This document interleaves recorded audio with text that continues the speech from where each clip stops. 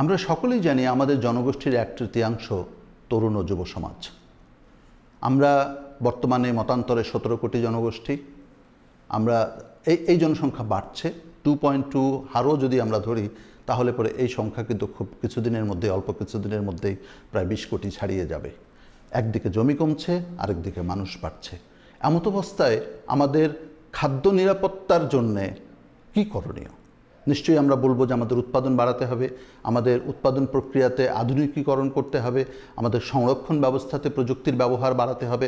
অর্থাৎ সামগ্রিক এই খাদ্য ব্যবস্থাপনা খাতে আমার উন্নত গবেষণা, উন্নত প্রযুক্তির প্রয়োগ ইত্যাদি করতে হবে। এবং এই কাজগুলো করবার জন্যে আমাদের যেই জনগোষ্ঠীর উপর সবচেয়ে বেশি জোর দেওয়া দরকার সেটা হচ্ছে তরুণ এবং যুব সমাজ।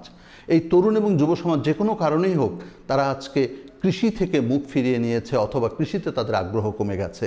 সেই জন্যে আমাদের আগামীর খাদ্য নিরাপত্তার কথা বিবেচনায় রেখে আমাদের তরুণ সমাজকে কি করে খাদ্য এবং কৃষিতে সম্পৃক্ত করা যায় তার কথাটা আমাদের গুরুত্ব দিয়ে ভাবতে হবে।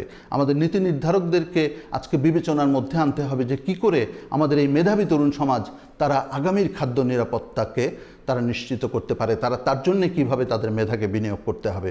আমরা আশা করব বাংলাদেশের যেই তরুণ সমাজ যারা কিনা সবসময়ই আমাদের সমাজে একটা অগ্রসর ভূমিকা রেখেছে আমাদের মুক্তি সংগ্রামের বিভিন্ন স্তরে এবং আমাদের তরুণ সমাজের একটা বিরাট ইতিহাস রয়েছে, সেইটাকে বিবেচনায় রেখেই খাদ্য নিরাপত্তার মতো আমাদের সকলের জন্য নিরাপদ ও পুষ্টিকর খাদ্য নিশ্চিত করবার এই গুরুত্বপূর্ণ বিষয়টিতেও আমরা তরুণদের ভূমিকা আশা করি।